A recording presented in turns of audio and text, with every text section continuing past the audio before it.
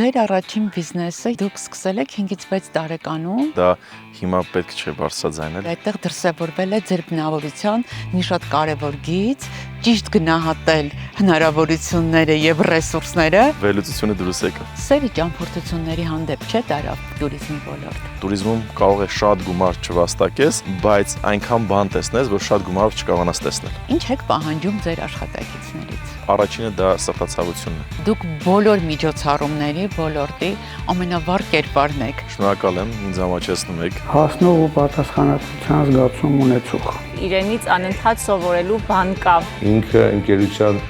իրական եւ իդեալական կերպարն է։ Վլադին կարելի է պետության մարդ համարել, արժեք ստեղծող մարդ համարել։ Այս ամեն ինչի մեջ ամենաանտեսվածը ես եմ։ Բայց մեկ-մեկ ձեզ երես տվեք։ Մեկ-մեկ իմ մեջի երեխային բավարարում եմ։ Բիզնեսը ավելի շատ փողի մասին է, թե գաղափարի։ Գաղափարի, որը հետագայում դառնում է նաև փող։ Եթե դուք փորձեք օտարերկրացում,